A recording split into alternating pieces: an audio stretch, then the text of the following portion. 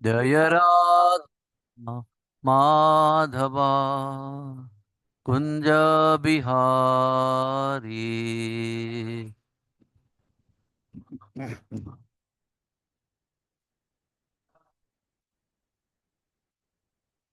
गोपी जना वल्लभ गिरिवरधारी।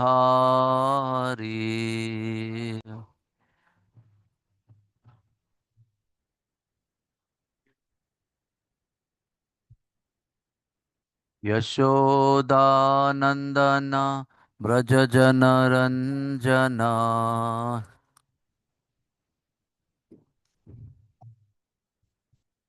यमुना तीरावनचारी।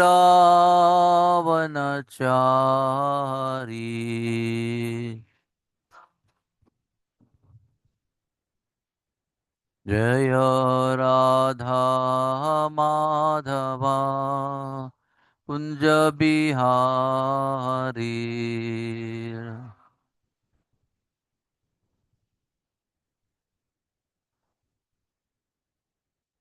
हरे कृष्णा हरे कृष्णा कृष्णा कृष्णा हरे हरे। हरे रामा हरे रामा राम राम हरे हरे।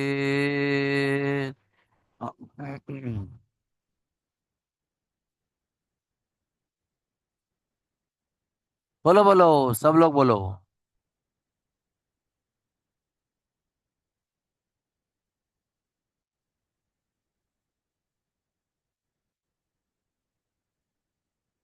जय जगन्नाथ बलदेवा सुभद्रा। जय सुदर्शना।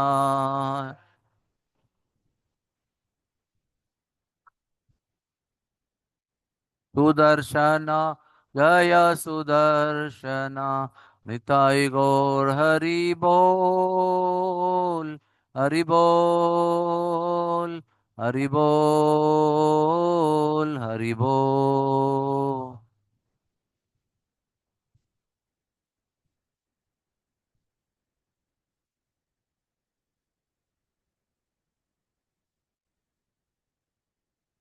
श्रील प्रभुपाद की। श्री जगन्नाथ बलदेव सुभद्रा माई की। ग्रंथराज श्रीमद् भागवतम की। ओम नमो भगवते वासुदेवाय। ओम नमो भगवते वासुदेवाय। ओम नमो भगवते वासुदेवाय। नारायणं नमस्कृत्य नरं चैव नरोत्तमं देवीं सरस्वतीं व्यासं ततो जयमुदीरये। नष्टप्रायेषु अभद्रेषु नित्यं भागवत सेवया भगवतीरुत्तमश्लोके भक्तिर्भवति नैष्टिकी।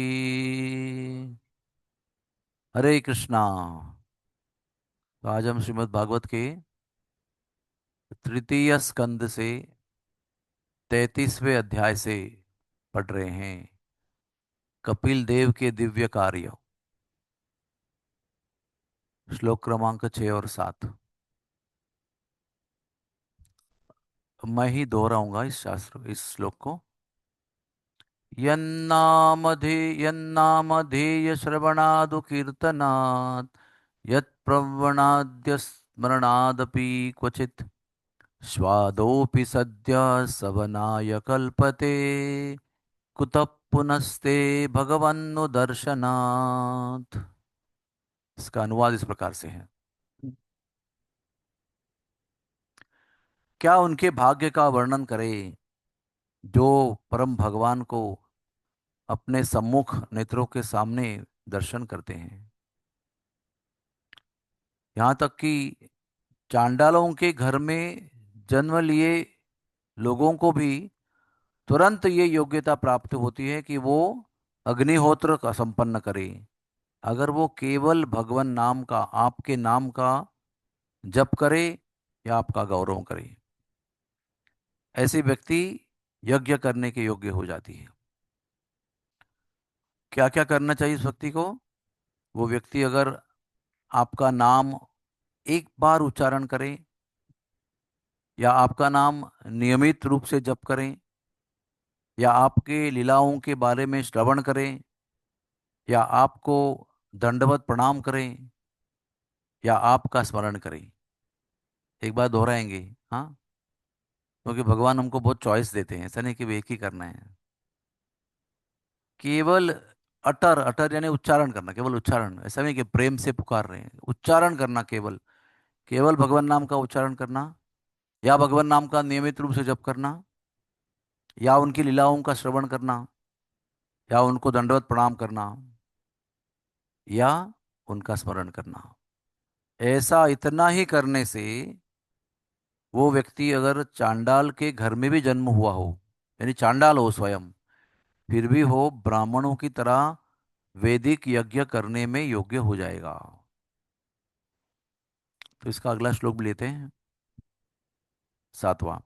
अहो बत स्वपचोतो गरीयान् यज्जिह्वाग्रे वर्तते नाम तुभ्यम् ते पस्तपस्ते पुस्तपस्ते जुहुवुषस्नु आर्या ब्रह्मानुचूर्णाम गृणन्ति ये ते।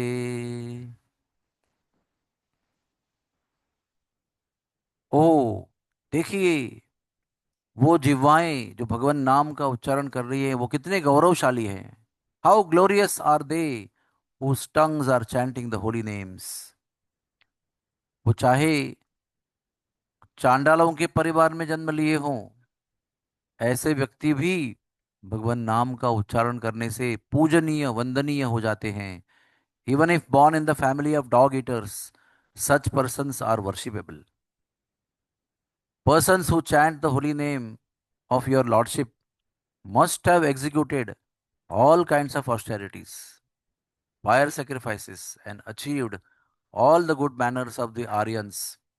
जो व्यक्ति आपके पवित्र नामों का जप करते हैं, तो इससे हम समझ सकते हैं कि उन्होंने सारे प्रकार के तप जो है वो संपन्न किए हैं, सारे प्रकार के अग्निहोत्र यज्ञ संपन्न किए हैं, और आर्य यानी वैष्णवों के जो शिष्टाचार हैं वो भी सब सीख चुके हैं, आत्मसात कर चुके हैं।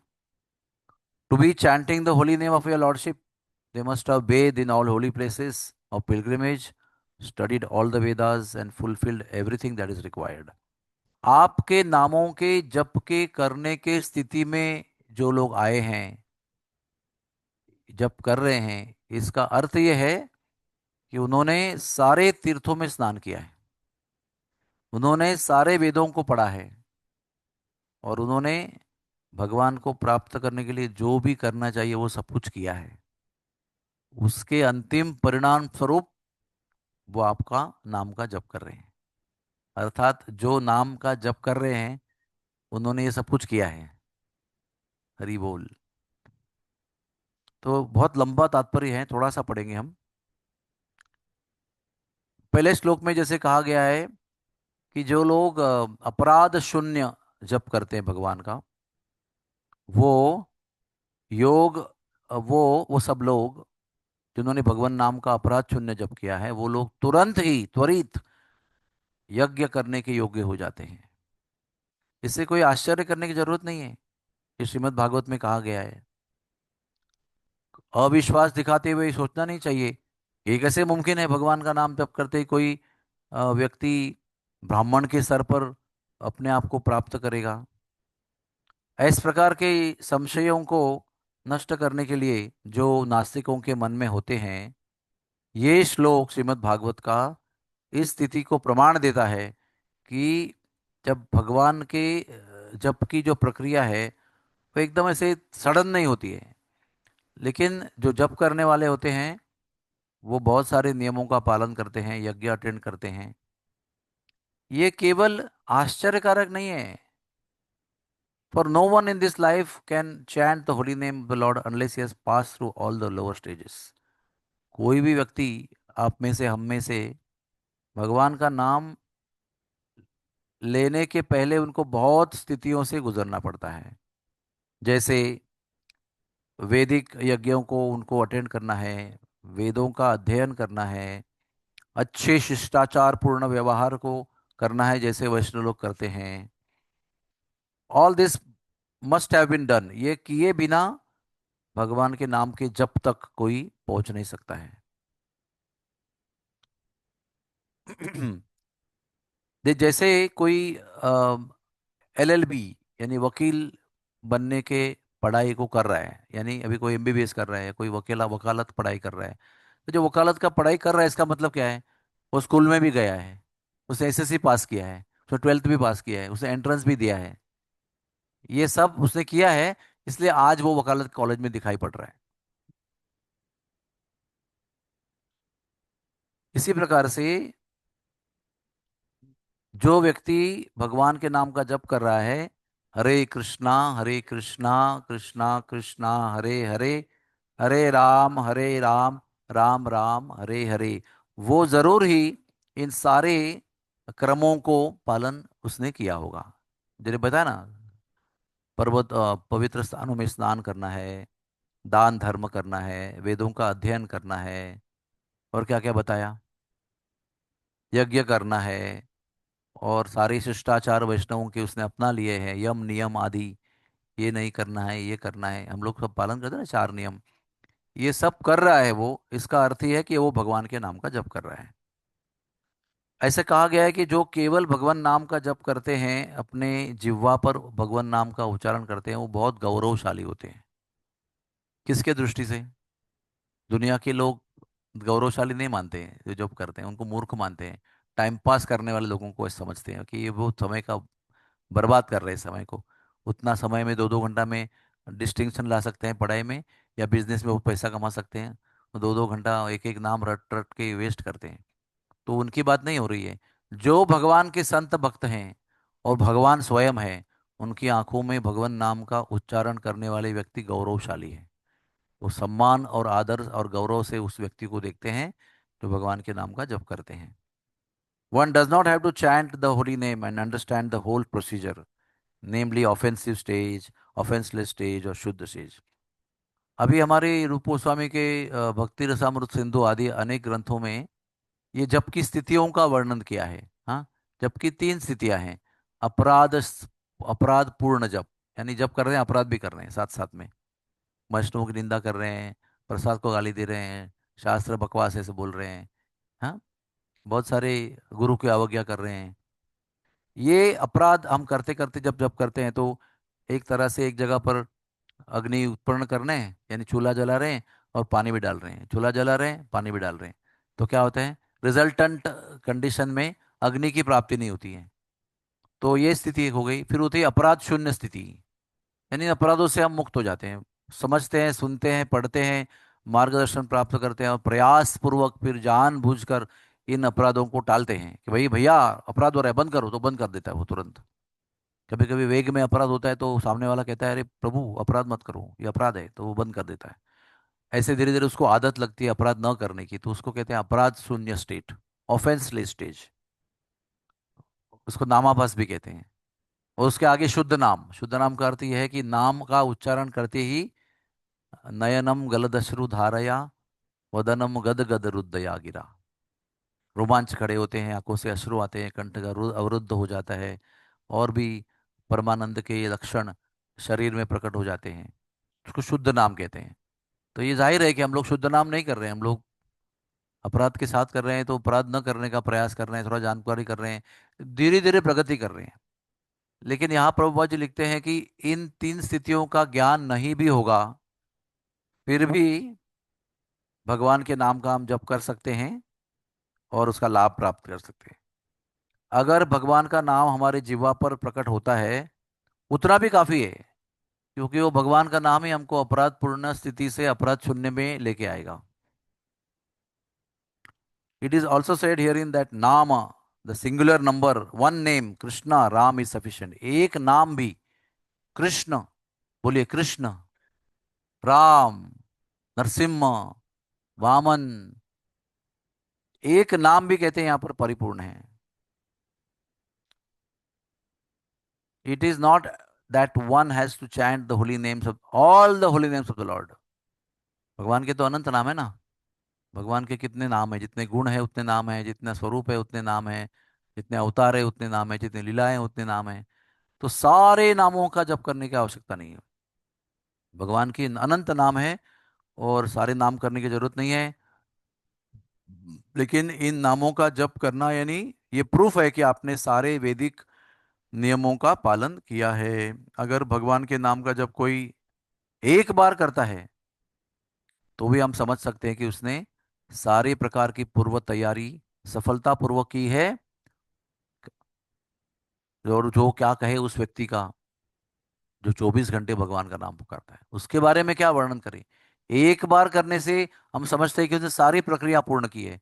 लेकिन जो सततम कीर्तयन तो माम, जो निरंतर भगवान के नाम का जप करता है, उसके बारे में क्या कहें। तो यहां पर कहा गया है तुभ्यम, अन टू यू ओनली। तुभ्यम का अर्थ है केवल आपके लिए समर्पित। हर एक व्यक्ति को भगवान नाम का जप करना चाहिए। मायावादी तत्वज्ञानी कहते हैं कि भगवान का नाम, देवताओं का नाम, ये सब एक ही होता है। Only the holy name of the supreme Lord will be effective. हम जानते हैं कि लेकिन सारे देवताओं का नाम और भगवान का नाम एक नहीं होता है। देवता लोग भी यही कहते हैं कि हमारा नाम और भगवान का नाम एक जैसा नहीं है। हम भी उनका नाम पुकारते हैं। तो अगर हमारा उनका नाम एक हो तो हम अपना ही नाम पुकारते, लेकिन वो भगवान का नाम पुकारते हैं। ये ध्यान रखना। ये सब यहाँ के लोगों ने बनाया हुआ खेल है कि वो इनका भी नाम सही है, उनका भी नाम सही है, कृष्ण का भी सही है, देवी का भी सही है, सब एक ही है। सब एक नहीं है। यहाँ पर बहुत सारे डॉक्टर बैठे हैं, सब डॉक्टर एक नहीं है। एक जनरल सर्जन है, एक ऑन्को सर्जन है, एक डर्मेटोलॉजी का है, एक आयुर्वेदिक है। इधर छोटे से ग्रुप में भी कितने डिफरेंस है, लेकिन सब डॉक्टर हैं। इसका मतलब सब डॉक्टर सही नहीं, एक ही नहीं होते, वो अलग अलग होते। एनीवेज, इसलिए भगवान का नाम करना जरूरी है। और anyone who compares the holy name supreme Lord names of Demi God, he is पाखंडी। भगवान का नाम और देवताओं का नाम समान समझना, इसको पाखंडी कहा गया है। ओम अज्ञानतिमिरन्धस्य ज्ञानांजन शलाकया चक्षुर उन्मिलितम येन तस्मै श्री गुरुवे नमः। ये 3.33 जो भागवत है उसका छठवां और सातवां श्लोक आज हम पढ़ रहे हैं। हमारे शालिग्राम कृष्ण प्रभु ने इसको हमारी पिकनिक में दोहराया था। तो वो सुनकर मुझे बहुत बहुत उत्साह और प्रेरणा मिली थी। तो मैं सोच ही रहा था कि किसी दिन इसको इसके ऊपर निरूपण होना चाहिए, और तुरंत ही गुरुवार को अवसर मिला। आपका धन्यवाद है प्रभु जी। तो इस श्लोक की पार्श्वभूमि ये है कि कर्दम मुनि और अम, देवहूति, इनका विवाह होता है। ये आप पढ़ेंगे ना, बहुत सुंदर कहानी है, बहुत उसमें सीख मिलती है।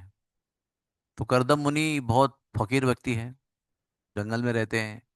भोजन का भी चिंतन नहीं है उसके मन में। कोई व्यवस्था नहीं है कि भाई यहाँ पर लंच होगा, यहाँ डिनर होगा, ये कोई लेके आएगी, माता जी खाएगा, मैं जब करूंगा इतने समय पे, इतने जब मैं सोऊंगा। किसी चीज का भान नहीं है। और देवावती राजा क्या नाम, श्राद्ध देव मनु, सबसे पहले मनु जो स्वयं भू मनु, फर्स्ट मनु, ब्रह्मा जी के पुत्र 14 में से पहले मनु, उनकी पुत्री, वो पूरे विश्व ब्रह्मांड के राजा। वो कभी पैर जमीन पर रखा नहीं, हमेशा मखमल पे चलती थी। और इतना श्रेष्ठ प्रकार का अन्न खाती थी, इतना बढ़िया श्रृंगार करती थी, इतने दासियां उनके बालों को संवारती थी, उनका मेकअप करती थी। वो ऐसी राजकन्या, सर्वश्रेष्ठ राजा की सर्वश्रेष्ठ राजकन्या, सर्व सौंदर्यवती, ऐसे भी नहीं कभी काली कलूटी थी, बहुत सौंदर्यवती थी। इतनी सौंदर्यवती थी कि उसके सौंदर्य को केवल देखने के लिए, मुझे याद है अभी कॉलेज में जब हम थे ना, तो केवल खिड़की में गच्चे में खड़े रहते थे केवल देखने के लिए। बस नेत्र सौख्य, आंखों से ही भी आनंद प्राप्त हो किसी स्त्री के सौंदर्य को, सुंदर चेहरे को, आंखों को देखने के लिए कई घंटों घंटों हम लोग कॉलेज में बिताते थे। तो ये लोग देवता भी करते थे। देवता लोग रहते हैं देवलोक में, ये रहती है पृथ्वी लोक में। इसका बड़ा महल है, उसके ऊपर एक छत है बहुत सुंदर।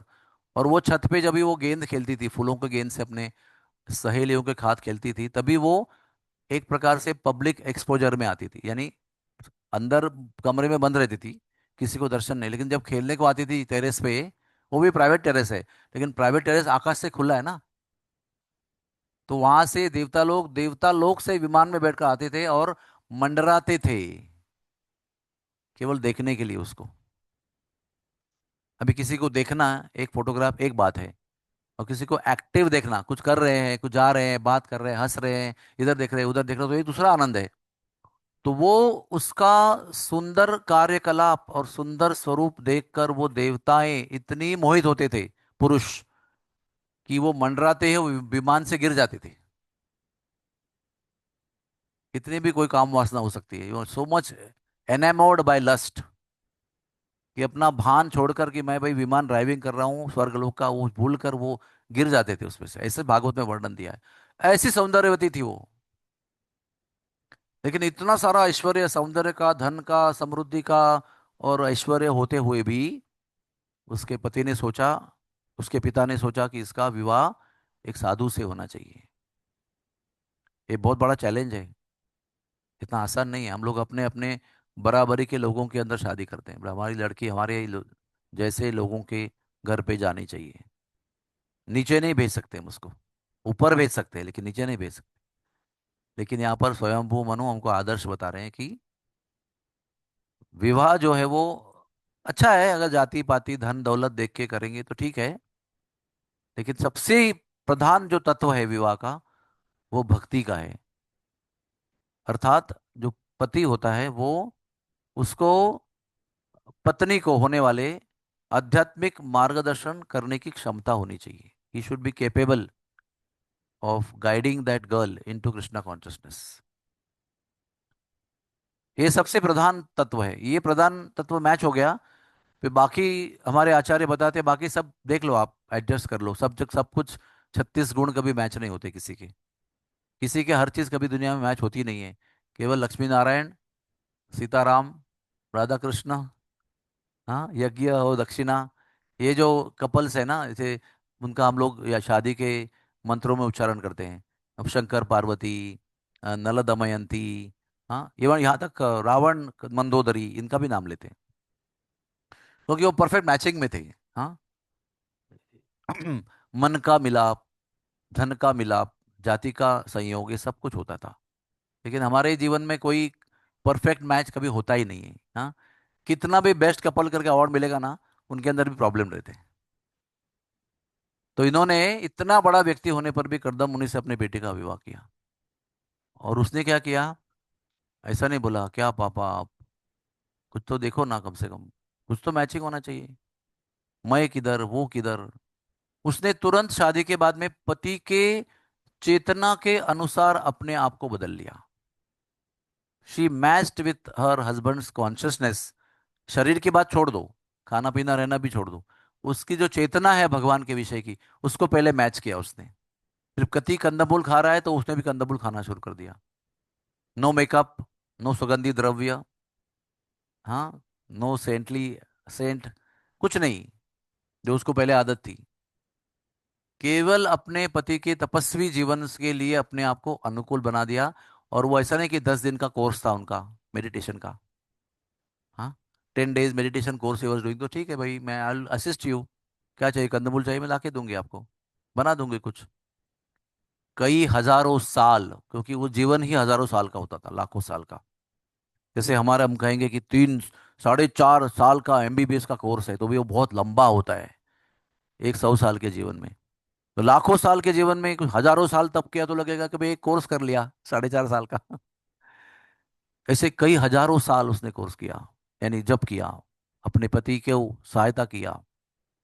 उसका शरीर क्षीण हो गया, उसका तेज नष्ट हो गया, वो दुबली पतली हो गई, उसके बालों के सुंदर जो रेशमी बाल थे वो जटा हो गए उसके, उसके चेहरों में झर्री आ गई, क्योंकि वो जो पोषण होना चाहिए वो नहीं हो रहा है। लेकिन तेज बढ़ रहा है चेहरे का बहुत, आध्यात्मिक तेज। बहुत समय के बाद में पति ने अपना जो ध्यान का जो पीरियड था वो संपन्न हो गए, और आंखें खोली, और उसको पूछा तुम कौन हो, इतने मग्न है भगवान में। तो उन्होंने कहा मैं आपकी ब्याही हुई पत्नी हूँ, धर्म पत्नी हूँ आपकी। ओह अच्छा अच्छा, yes yes I remember, I married you. अरे बोल। तो समझो आज की पत्नी को अगर पति बोले तुम कौन हो, तुरंत divorce, you will go home. What do you mean, I have married with you. पूरा दिन का सेरेमनी था, इतना लाखों खर्च किया, इतना खाना खिलाया, इतना गहने पहने थे, इतनी सुंदर मालाओं का अरेंजमेंट किया था, यज्ञ पुरोहित को बुलाया था, इतना सब भूल गए आप पूरा। नहीं, वो अपने पति की महानता को जानते थे कि अपना पति कौन है, साधारण व्यक्ति नहीं है, दुनियादारी का आदमी नहीं है, भगवान का व्यक्ति है वो, भगवान में समर्पित पूर्णता से। ऐसे व्यक्ति को प्राप्त करना पति के रूप में मेरा भाग्य है, इस ऐसे भाव में थी वो। फिर वो प्रसन्न हो गए कि अरे उसको, क्योंकि वो त्रिकालदर्शी भी थे, उनको तुरंत त्रिकाल दर्शन हो गया, वो पता चला कि ये तो मेरी पत्नी है, इसने इतने साल मेरी सेवा की है, ये स्वयंभू मनु की बेटी है, और इतनी ऐश्वर्य संपन्न होने पर भी मुझे स्वीकार किया है।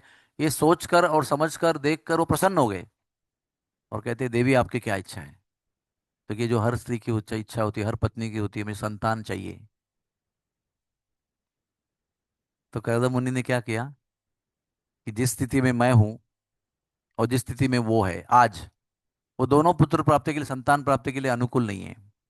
उसके लिए थोड़ा वातावरण होना चाहिए।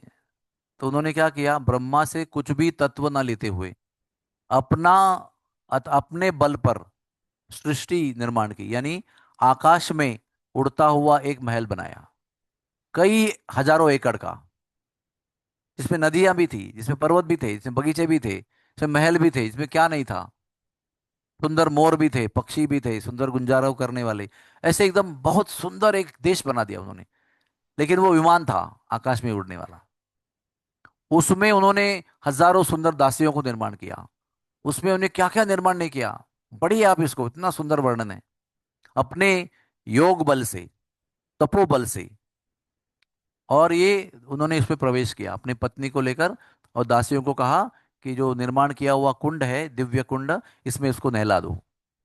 तो दासियों ने उसको नहला दिया, तो वो अति सुंदरी हो गई, जितनी पहले सुंदर थी उससे भी अति सुंदर हो गई वो। फिर सुगंधित द्रव्यों से उसका मालिश किया गया, उसको हर तरफ से सौंदर्यवती बना दिया गया। करदम मुनि ने भी युवा अवस्था प्राप्त की अपने तपोबल से, और फिर कहते हैं 100 स्वर्गीय वर्ष तक उसको कौटुंबिक सुख दिया, यानी पारिवारिक सुख जो पति पत्नी लेते हैं, 100 वर्ष तक। तो ये मत समझना कि जो संत होते हैं वो ऐसे ही इम्पोर्टेंट होते हैं, उनको शक्ति नहीं होती है। करदम मुनि ने बता दिया कैसे विरक्त होने पर भी वो सक्षम थे। एक साथ उन्होंने 9 कन्याओं को जन्म दिया। आजकल के पति पत्नी शादी करते हैं, इतना सारा पढ़ाई करते हैं और क्या क्या करते हैं, बहुत देर शादी करते हैं। एक बालक होने के लिए उनको कितना खर्च और कितना कष्ट करना पड़ता है, एक बालक होने के लिए। हमारे जमाने में तो मेरे घर पे 7 लोग थे, हर 2 साल में एक। और आप किसी भी झोपड़पट्टी में जाइए, हर साल में एक। और पढ़े लिखों में 10-15 साल में भी एक भी होता नहीं है। और इतने खर्चे के बाद एक होता है तो बोलते बस हो गया, अभी पसीना निकल गया, एक ही काफी है बस। करदम मुनि ने एक ही प्रसंग में 9 दिव्य कन्याओं को जन्म दिया, और वो उनका नाम भी बहुत फेमस है, इसमें वर्णन उनका आता है। और तुरंत जाने लगे वो। तो देवावती कहते हैं महाराज इनका विवाह भी करना है ना, हम जन्म दिया है तो। लेकिन ये भगवत सेवा में इतने मग्न थे, तो बहुत इंपॉर्टेंट बात है ये समझने की, कि वो भगवत सेवा में रत थे, गृहस्थ थे, फिर भी भगवत सेवा में इतने मग्न थे। तो उसी समय ब्रह्मा जी वहां प्रकट हो गए, 9 ऋषियों के साथ प्रकट हो गए, परफेक्ट मैचिंग करके कि इसके लिए ये, इसके लिए ऐसे करके पूरा एक तृतीय स्कंद के मेरे नोट्स है, उसके अंदर सबके पतियों का नाम लिखा है, एवरीथिंग परफेक्ट। और वहीं के वहीं ब्रह्मा जी ने अपने खर्च से, अपने आयोजन में, सारी जिम्मेदारी खुद लेते हुए, लाइक इवेंट मैनेजर। सोच लीजिए आप, ब्रह्मा जी कौन है, उनके भी पिता हैं वो, करदम मुनि के। तो अपने पुत्र की भगवत परायणता देखकर पिता भी इतने प्रभावित हैं कि पिताजी, एक तो उनका जो काम है ढूंढने का 9 पतियों को, वो ढूंढने का काम भी ब्रह्मा जी ने किया। शादी का आयोजन भी किया और पूरा इवेंट मैनेज किया, पूरा विवाह संपन्न किया।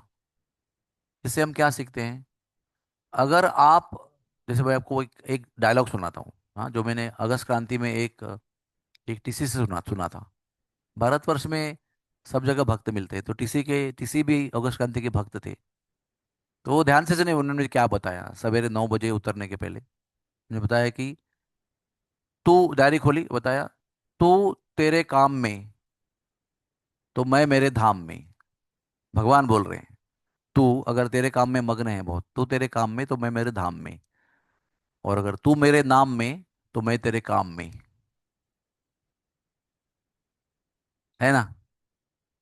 तो ये कर्दमुनि उसका उदाहरण है। इतने मग्न है भगवान नाम के स्मरण में, पूरा जीवन समर्पित किया है। तो उनका सारा कर्तव्य, सारे काम, उनकी जो भी ड्यूटीज है, वो भगवान पूरा करते हैं। भगवान उनको अपना कर्तव्य समझते हैं, क्योंकि ये मेरे कार्य में व्यस्त है, तो इसका जो भी जिम्मेदारियां हैं वो मैं निभाता हूँ। और ये हकीकत है, ये हकीकत है। योगक्षेमम वहाम्यम का अर्थ क्या है? अनन्यस चिंतयन्तो माम यो जनः पर्युपासते तेषाम नित्याभियुक्ता नाम योगक्षेमम वहाम्यहम। जो मेरा अनन्य चिंतन करते हैं, अनन्यस चिंतयन्तो माम, मेरा अनन्य चिंतन करते हैं, उनका सारा जो जिम्मेदारी है वो मैं निभाता हूँ। कौन सी जिम्मेदारी? जो उनके पास नहीं है वो देता हूँ, जो उनका काम करना है वो मैं खुद करता हूँ, और जो उनके पास है उसको बचा के रखता हूँ। तो आपको विचार करना चाहिए कि आपको निश्चिंत होना है जिंदगी में, तो ये फॉर्मूला है उसका। भगवान को छोड़कर आप निश्चिंत नहीं हो सकते हैं। भगवान के भगवान को जीवन में प्रधान स्थान दिए बिना आप निश्चिंत नहीं हो सकते हैं। कुछ कुछ चिंताएं बनी रहेंगी। भगवान अगर आपके जीवन का एक हिस्सा है, तो उतना ही हिस्सा निश्चिंत होगा, बाकी सारा चिंता पूर्ण होगा। जितना भगवान आपके जीवन में स्नान अपना ग्रहण करते जाएंगे, परसेंटेज वाइज बढ़ते जाएगा, और फिर 100% भगवान ही आपके जीवन के अधिष्ठान बनेंगे, तो 100% आप निश्चिंत हो जाएंगे, क्योंकि आपकी सारी इच्छा का हरण जो है वो भगवान कर लेंगे। भगवान उन भक्तों के लिए सारी चिंताओं को ढोते हैं जो उनको त्रस्त कर सकती है। तो इस प्रकार से उनकी 9 कन्याओं का विवाह करने का जो बड़ा एक काम था, वो ब्रह्मा जी ने चुटकी में कर दिया पूरा। फिर वो जाने लगे। फिर माता कहती है, बेटियों का विवाह हो गया, मैं फिर अकेले हो गई, तुम जा रहे हो, तो अभी क्या चाहिए? बोले पुत्र चाहिए। तो फिर वो निरिच्छ निरपेक्ष निस्वार्थ संत जो है, वो फिर एक बार महल में जाता है जो उन्होंने बनाया हुआ है। इतना बड़ा महल बनाया, लेकिन इतनी भी आसक्ति उसके अंदर नहीं है। तुरंत पत्नी की इच्छा पूरी किया, चला गया, वो जा रहा है जाने की। यानी समझो, आपने अभी हमारे भारत में हमारे कितने लोग जिंदगी भर काम करते हैं। कुछ केरला के लोग जिंदगी भर दुबई में काम करते हैं, बहरीन में काम करते हैं, कुवैत में काम करते हैं, सऊदी अरब में काम करते हैं, ताकि एक घर गांव में बने। जमीन लेकर उसको बनाए, रेडीमेड नहीं, अपने मर्जी से बनाए। ऐसे कई लोग रहते हैं, और पूरा जिंदगी काम करने के बाद में उनका एक घर केरला में बनता है। तो इतना जिंदगी में काम करने के बाद अगर कोई कहेगा अभी मुंबई में रहो आप, रेंटल फ्लैट में, तो कैसा लगेगा उसको? इतना आसक्ति उसके घर में, इतना जिंदगी पसीना समय सब मेहनत किया हुआ है। इन्होंने इतना सारा तप किया है, उसके तपोबल से उन्होंने इतना बड़ा हवा महल खड़ा कर दिया है, केवल पत्नी की इच्छा पूर्ण करने के लिए। उनको उसमें कुछ आसक्ति नहीं है। चलो, पत्नी ने कहा नहीं नहीं पुत्र चाहिए, वापस उसमें गए, फिर उनको सुख दिया, और ऐसा पुत्र को जन्म दिया जो स्वयं भगवान है। कपिल देव भगवान, उनके पुत्र के रूप में जन्म हुआ उसका। वो सिद्धा अवतार हैं।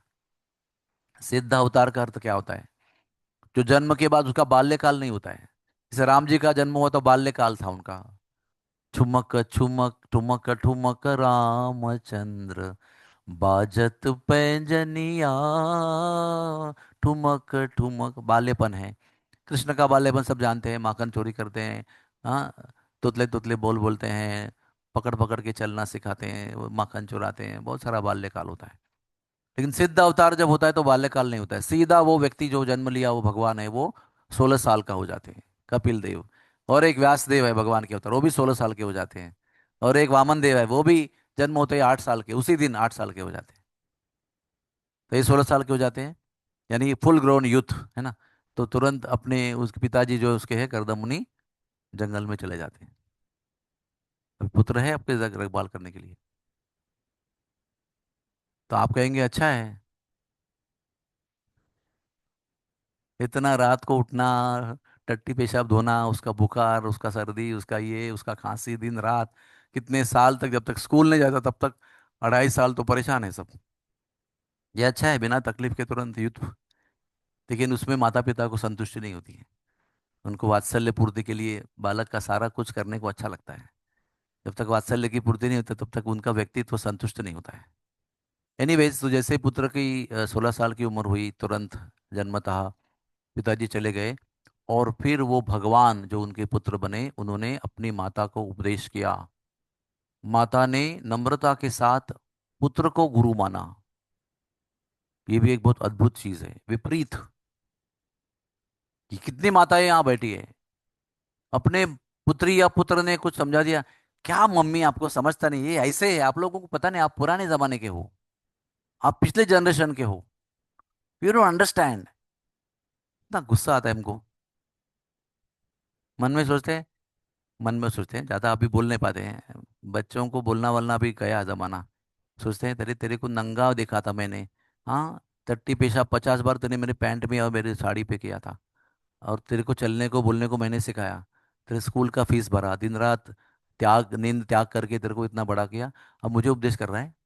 क्या जानता है तू समाज के बारे में, जीवन के बारे में, क्या अनुभूति है तुझे? What life you have seen, इतना तोरे से तुम मुझे बता रहे हो। ऐसा पहले मन में विचार आता है। लेकिन देवावती को देखो, देवावती क्या देख रही है? देवावती देख रही है कि ये पुत्र मेरा भगवान है। पुत्र हुआ तो क्या हुआ? वसुदेव देव की भी ऐसे देख रहे हैं कि ये पुत्र तो है लेकिन ये भगवान है दोनों, कृष्ण बलराम। वो उनको दंडवत करना चाहते हैं और पुत्र उनको दंडवत करना चाहते हैं।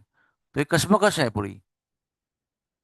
पिता को लग रहा है कि ये भगवान है, मैं दंडवत करना चाहती हूँ, और पुत्र को लग रहा है मेरे माता पिता है, मुझे वो गले लगाए, चुम्बन करे, मेरा मेरे दाल लाड़ प्यार करे, दुलार करे। तो ये कश्मकश में भगवान ने उस पर जगन मोहिनी माया का प्रभाव किया कि माता पिता भूल जाए कि मैं भगवान हूँ। माता पिता कुछ समय के लिए भूल गए कि वो भगवान है, और पुत्र भी है इतना ही याद रहा। ऐसा उठा के गले लगाया और चुम्बन किया, इतना प्यार किया, दुलार किया। तो भगवान के जो वात्सल्य की इच्छा थी वो उन्होंने पूर्ण की। तो देवहूति ना ऐसे नीचे बैठ गई। जन्म तो दिया ना उसने, इतना तप तो किया है पिता को संतुष्ट करने के लिए, इतनी कृपा से ये आए हैं हमारे गर्भ में जन्म लेने के लिए। नीचे बैठकर पूरा उपदेश सुनाया उसको। माता ने प्रश्न किए, आप उनके प्रश्न पढ़िए। आपको लगेगा इतनी बड़ी तपस्वी, इतनी बड़ी राजकन्या, इतनी स्वयंभू मनु की कन्या, उसको ये पता नहीं क्या? हमको भी पता है, ऐसा आपको लगेगा। लेकिन वो हम सब के लिए नम्र होकर प्रश्न पूछ रहे हैं। क्या अर्जुन अज्ञानी था क्या? इतना बड़ा आर्य है वो, एग्जाम्पल है, वो परफेक्ट व्यक्ति है वो। उसको पूरा शास्त्र का साक्षात्कार है। जिसके यहाँ पर क्या लिखा है, जो भगवान को सामने देखते हैं, फेस टू फेस, उनका भाग्य क्या क्या वर्णन करे, ऐसे बताया है। वो तो दिन रात उनके साथ ही खेलते थे। दिन रात अर्जुन ने द्वारका, अर्जुन के लिए, पांडवों के लिए भगवान ने द्वारका छोड़कर वो हस्तिनापुर पे ही बस गए थे। एक बार मिलने आए थे तो अर्जुन ने कहा कुछ महीने तो रहो। कहते हैं 5-6 महीने वही रह गए वो।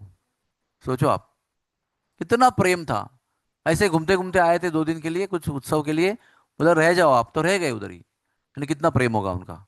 दिन रात भगवान का संवाद, दिन रात भगवान की वाणी का श्रवण, दिन रात उनका दर्शन, उनका सानिध्य, उनके साथ बैठना, खेलना, खाना पीना, विहार करना, वन में जाना, गप्पे लड़ाना, सिंपल सिंपल बातें करना। जो भगवान से थोड़ी अब सिंपल बातें करते हैं। कैसे लगे सब्जी आपको? गुलाब जाम ठीक था ना आज लंच में? सिंपल बातें करते थे, बहुत प्रेम की। तो ये प्रूफ है कि वो कैसे परिपूर्ण अवस्था में थे। लेकिन वही खड़ा हो गया युद्ध में तो बोलता है क्या करूं समझ में नहीं आ रहा है, ये करूं कि ये करूं, ये दोनों सही लगता है, भगवान बस हो गया अभी, आप मेरे गुरु बनो, मैं शिष्य बनता हूँ। तो आपके लगेगा हाँ अर्जुन बड़ी माया में था वो, उसको ज्ञान नहीं था, जो हमको भी है। लेकिन वो हमारे लिए प्रश्न पूछ रहे हैं। वैसे देवावती भी हमारे लिए प्रश्न कर रही है, और उसके उत्तर में जन सामान्य के कल्याण के लिए कपिल देव जी ने उनको सांख्य योग का उपदेश किया। लोग जनरली वो सांख्य योग का उपदेश जो है ना, वो ऑप्शन में डालते हैं। यानी वो बहुत किचकट है, मराठी में कहते हैं किचकट मीन्स टू क्लिम्स, टू क्लमजी।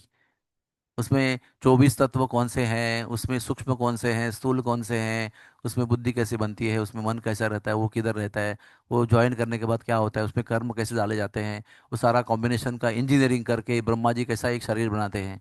हाँ, जैसे वृंद गोपाल प्रभु, इनका जो अस्तित्व है, इनका जन्म है, इनका परिवार है, इनका कुटुंब है, इनके कर्म जो है, ये सारा जो है ब्रह्मा जी ने बनाया है, हर व्यक्ति का। और केवल मनुष्य का नहीं, देवताओं का, और ये ब्रह्मा लोक के देवताओं का, और स्वर्ग लोक की देवताओं का, ये बाकी लोगों की देवताओं का, पृथ्वी के जितने 84,000 लक्ष योनि है, फिर नरक लोक में रहते हैं, वो सारे लोगों का डिजाइन एक ब्रह्मा जी करते हैं। और इतना स्पेसिफिक करते हैं, ऐसे नहीं कि भाई मास में 50 लोग को बना दिया सब सेम दिखते हैं, ऐसा भी नहीं है ना। एक घर में 7 लोग को जन्म दिया, वो भी समान दिखते नहीं, वो अलग अलग दिखते हैं। कोई पिताजी के समान दिखता है, कोई माताजी के समान दिखता है। तो ये सारे जो तत्व है ना, ये क्रिएटिविटी के तत्व, भगवान ने कैसा निर्माण किया संसार को, उसका पूरा बहुत ही सुंदर, अभी आपको सुंदर लगेगा नहीं, ये आपके ऊपर है, लेकिन है तो बहुत सुंदर और इंटरेस्टिंग, कि हम कैसे बने, हमें कैसे बनाया गया। मुझे इच्छा थी कि मेरा नाक बहुत स्ट्रेट हो, लेकिन वो नाक स्ट्रेट नहीं है, वो चपटा है, वो कैसे हुआ, ये सारा उसका जो ब्यौरा है। हाँ, विनोद छोड़ दो उसके अंदर का, लेकिन डिटेल में उसका वर्णन दिया है। और बीच बीच में प्रश्न भी करती है, यानी सुन रही है, बीच में प्रश्न कर रही है, ऐसा कैसे, फिर उसका उत्तर दे रहे हैं। लेकिन बेसिक उसका जो ज्ञान है वो सांख्य योग है, टेक्निकल अंडरस्टैंडिंग ऑफ क्रिएशन। खास करके जो होता है ना, अभी जमीन दिया किसी को, और यहाँ पर अभी 35 माले की बिल्डिंग बनाना है, तो उनके लिए वो बहुत इंटरेस्टिंग होता है कि भाई खुद काम करना है, अंडर पानी लगा, ऐसा हुआ, शोर पाइलिंग किया, फिर जल निकला, उसको जल को पैक किया, फिर उसके बाद में सीमेंट कंक्रीट का बंधन बना दिया, फिर उसका बेसमेंट 1, बेसमेंट 2, फिर बाद में ग्राउंड फ्लोर, उसके बाद में धीरे धीरे एलिवेटर, फिर वो कमरे, फिर इंटीरियर डिजाइनिंग करके पूरा 35 मंजिल का बिल्डिंग बनाया। तो जब वो हैंड ओवर करता है ना, ओसी, ऑक्यूपेशनल सर्टिफिकेट, तो वो इंजीनियर को बड़ा आनंद आता है। आपको नहीं आता है, आप जाके खरीद के रहने से डरते हो आप, ये सोचते नहीं हो कि ग्राउंड फ्लोर कैसे बनाया होगा, बेसमेंट कैसे बना होगा, मुझे ताकि देखना है, ऐसा कुछ करते नहीं आप लोग। लेकिन जो व्यक्ति इस फील्ड में है, उसको बहुत इंटरेस्ट होता है कि ये बिल्डिंग में हमने ऐसा किया ना, अगली बिल्डिंग में हम वैसा करेंगे। 6 बिल्डिंग बनाए तो 6 बिल्डिंग अलग अलग प्रकार से बनाएंगे, इसमें 3 बेडरूम बनाएंगे, इसमें 2 बेडरूम बनाएंगे, इसमें 1 बेडरूम बनाएंगे। बहुत रुचि रहती है उसके अंदर। वैसे ही ये इंटरेस्टिंग डिस्कशन है, how Krishna creates the whole universe. उसमें केवल खाली क्रिएशन का तत्वों का वर्णन नहीं है, उसमें भक्ति का वर्णन भी है। भगवान का कोई भी तांत्रिक विवेचन, मूल तत्व जो है, परम तत्व, उसको छोड़कर नहीं होता है। आप पढ़िए भगवत गीता भी, वो पूरा घुमा के आपको उधर ही लेके आते हैं। योगी नाम अपि सर्वेशम मद गति अंतरात्मना, सारा समझाते हैं, बाद में बोलते हैं मैंने इतने योग सुनाए आपको, उसमें एक ही योग श्रेष्ठ है, भक्ति योग। वो बुद्धिमान लोग जो है वो इसी को पालन करते हैं। मुझे भी ये ज्यादा प्रसन्नता इसमें होती है। तो वो सब कुछ बताएंगे आपको, पूरा टेक्निकल एक्सपेरिमेंट, लेकिन आपको तत्व जो है मूल, जो आपको जानना चाहिए, जो आपके लिए कल्याणकारी है, उसको भगवान भूलते नहीं है। चाहे वो सांख्य योग का माध्यम हो, चाहे वो कर्म संन्यास योग हो, चाहे ध्यान योग हो, लेकिन आते उसी योग पर। मैं व्यक्ति हूँ, आप व्यक्ति हो, भक्ति हमारा रिश्ता है, वही परिपूर्णता जीवन की है, जब मेरे से परिपूर्ण समर्पित भक्त बनते हो। तो वो भी उन्होंने बताया है इसके अंदर। सारा विवरण समाप्त होने के बाद में देवाहुति के ये वचन है, ये इंपॉर्टेंट समझना है। ये हमने आज जो पढ़ा, ये देवाहुति का रिस्पॉन्स है इस सुनने के बाद में। क्या उसका प्रमाण है कि वो समझ चुकी है कि भगवान को क्या कहना था, क्या जानना चाहिए, वो जान चुकी है। इसका अर्थात उसका श्रवण भी परफेक्ट है, कपिल देव जी का वर्णन भी परफेक्ट है, इसलिए नतीजा परफेक्ट है। आपका सुनने का तरीका गलत है तो आपका नतीजा गलत हो जाएगा, मूड गलत है तो भी नतीजा गलत हो जाएगा। कहने वाले का भावना, चेतना और वर्णन अगर सही है, परफेक्ट है, और सुनने वाले का मुमुक्षुत्व यानी श्रवण शक्ति पूरे इंटरेस्ट के साथ है, तो उसको यही अनुभूति होनी है। क्या कह रहे हो कि भगवान आपका नाम जो है ना, वही सर्वतोपरि है।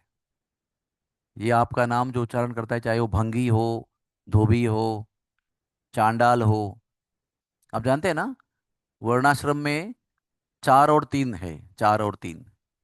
सबसे ऊपर ब्राह्मण है, ब्रह्म जानाति इति ब्राह्मण। उसके बाद शासक है, क्षत्रिय, तो एडमिनिस्ट्रेटर है। उसके बाद में वैश्य है, कृषि वाणिज्य, खेती करते हैं, ट्रेड करते हैं, वो सब व्यवहार करते हैं। और उसके बाद में शूद्र हैं, लेकिन ये शूद्रों को शूद्र मानना हम लोग को ऐसा है, शूद्र ऐसा कहते हैं। शूद्र भी वर्णाश्रम धर्म के अविभाज्य अंग हैं। उनके बिना ब्राह्मण क्षत्रिय वैश्य काम नहीं कर सकते हैं। आप कितने भी पैसे वाले हो, और घर में अगर नौकरनी आती है टॉप के लिए और फुल टाइम के लिए, खाना बनाने के लिए, पोंछने के लिए, धोने के लिए, सुखाने के लिए कपड़े, वो आपका काम नहीं होता है। उनके ऊपर हम लोग बहुत निर्भर रहते हैं। कोई डिलीवरी हो गई तो आपको दाई चाहिए, वो मसाज करेगी, कोई आए कपड़ा धोएगी, आपको सारा सिस्टम करना पड़ता है। तो ये क्षत्रिय भंगियों के बिना या धोबियों के बिना, मोचियों के बिना आपका जीवन नहीं चलता है। चप्पल फट गई तो मोची की जरूरत है, कपड़ा धोना है तो धोबी की जरूरत है, बर्तन मांजने के लिए कोई औरत की जरूरत है, पोछा करने के लिए जरूरत है भंगे की। तो ऐसे एक संत महात्मा एक भंगी कॉलोनी में गए थे। सब लोग को उत्सुकता थी कि भंगियों के साथ क्या बात करेंगे। भंगियों को क्या उपदेश दे, सब लोग उनको उपेक्षा करते हैं। तो संत ने कहा, आप अगर भंगी हो तो हमारे भगवान त्रिभंगी है समझ में आपको? तीन जगह भंग भंग लेके खड़े हैं। ले, भगवान आपके 3 गुना भंगी हैं। तो उनको जरा अच्छा लगा कि भाई हमारे भी कोई सोचता है कि हम भी कोई है। तो हमारा अस्तित्व को क्या, सब लोग हमारे साथ में हम झाड़ू मारते रहते हैं तो सब लोग ऐसा करके दूर से चले जाते हैं। आप लोग क्या करते हो? रोज सुबह 9 बजे हम लोग आते हैं, 10 बजे हॉस्पिटल में, तो वो झाड़ू मारते रहता है, सब लोग रुमाल पकड़ के ऐसा भाग के चले जाते हैं। यानी उनकी उपेक्षा करते हैं। तू रहे धूल में, लेकिन मैं तो तुम्हारी धूल सहन नहीं कर सकता। उपेक्षा प्राप्त जीव हैं सब लोग। वो सभी लोग वर्णाश्रम के अंदर है। और उसके नीचे 3 प्रकार के लोग हैं। जो मांसाहार करते हैं उनको यवन कहते हैं, लेकिन वो सुअर नहीं खाते हैं, क्योंकि सुअर हमारा भी मल खाता है, इसलिए वो सुअर को नहीं खाते, उसको हराम मानते हैं। फिर एक जाति ऐसी है, वो सारा मांस खाते हैं और सुअर भी खाते हैं। पोर्क उनका बहुत फेवरेट डिश है, उनको म्लेच्छ कहते हैं। अभी बाकी आपको नाम लेने के लिए आप सब समझदार हो।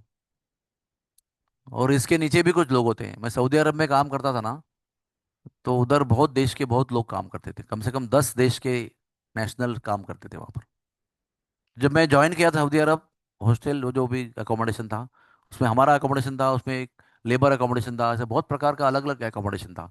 तो लेबर अकोमोडेशन में बहुत सारे कुत्ते थे। जब मैंने ज्वाइन किया था, 8-15 दिन में सब कुत्ते गायब हो गए। तो पता चला कि सब कुत्ते उनके फ्रिज में थे। उनको मार कर काट कर टुकड़े करके उनको डीप फ्रिज में रखा था, उसका भोजन बना के खाते थे रोज। तो वो उनको चांडाल कहते हैं। स्वपच, संस्कृत शब्द क्या है? स्वपच। यहाँ पर कहा गया है अहो बतश्च सपचो गरियान। अहो बतश सपचो गरियान। सपच यानी वो जो कुत्ता खाते हैं, वो सबसे नीच माने गए हैं। और शास्त्र को इतना ही पता था, लेकिन कलयुग ने और बड़ा आपको इन्फॉर्मेशन दिया है कि इसके नीचे भी लोग हैं जो कॉकरोच भी खाते हैं, जो मच्छर भी खाते हैं, जो सांप भी खाते हैं, जो बिच्छू भी खाते हैं, जो जो दिखता है जीवंत वो सबको खाते हैं।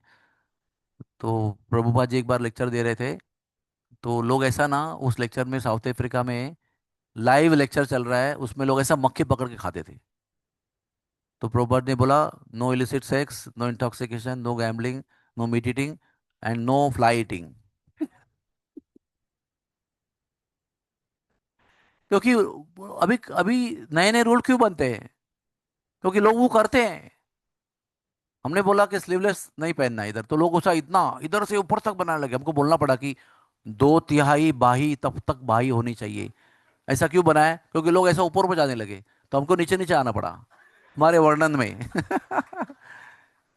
तो ये जो चांडाल लोग हैं, वो सबसे निचले माने जाते हैं। उनको भगवान चांडाल नहीं मानते, वो अपने कर्म से चांडाल बनते हैं। सबसे हीन प्राणी जो है ना, उसको घर में रखना भी नहीं चाहिए, कुत्ता। वो घर पे रखते हैं, लोग उसको चाटते हैं, उसको किस भी लेते हैं, लेकिन उसको कुछ लोग खाते भी हैं। तो ये जाति के लोग भी इतने घटिया उनकी मनोवृत्ति है, कोई खान पान इतना घटिया है। वो व्यक्ति भी अगर भगवान का नाम लेता है, तो भगवान और भगवान के संतों की दृष्टि से वो पूजनीय बन जाता है। सोचिए आप, ये समझना बहुत जरूरी है कि किस किस व्यक्ति को कहां कहां से उठाकर कहां कहां बिठाया जाता है, अगर भगवान का नाम लिया जाता है। हम लोग वही नाम जप कर रहे हैं, बार बार सुनना जरूरी है क्या कर रहे हैं हम लोग, क्योंकि वही नाम करते हुए नींद आती है, वही नाम करते हुए उत्साह खत्म होता है, वही नाम करने के लिए बार बार काउंसलर कहते हैं जूम पे आ जाओ, सुबह जल्दी आ जाओ, ज्वाइन करो, अगर मंदिर नहीं आ सकते तो जूम पे आके जप करो। नहीं आते हैं, नहीं आते हैं, आना है, आना है। कुछ लोग वो प्रभु जी आपका वो जूम पे हमको आना है, वो लिंक मांग लेते हैं, और फिर लिंक मांगने के बाद महीनों महीनों दिखते ही नहीं। हम पूछते क्या हो गया, नहीं प्रभु जी आज मैं बाहर गया था, फिर ये क्या हो गया, आज रात को लेट आया था, अभी क्या हो गया, परसों शादी थी। मुहूर्त निकलता नहीं है। वही नाम है वो, जो स्वपक्षों को घटिया स्थिति से परमोच्च स्थिति में लाके रखता है, यज्ञ करने के लिए योग्य ब्राह्मण बना सकता है। वो प्रक्रिया है भगवान नाम जप करने की।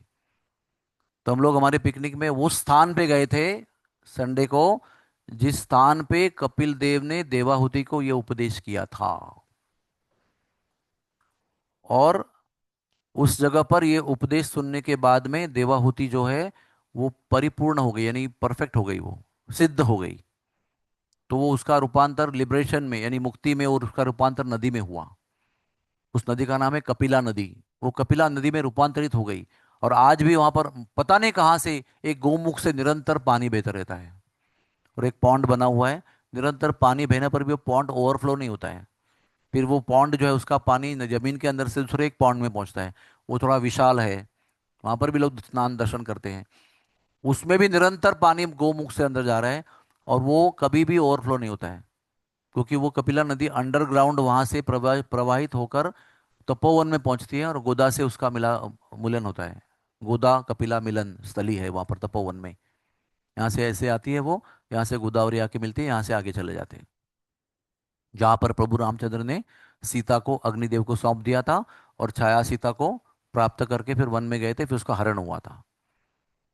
ऐसे सुंदर कपिला नदी का उगम उस कपिल धारा तीर्थ स्थान पर है। वहां पर हम दर्शन करने गए थे। वहां पर जाना, यहाँ पर पहुंचना, यानी गंगा सागर जाने जैसा भाग्य है।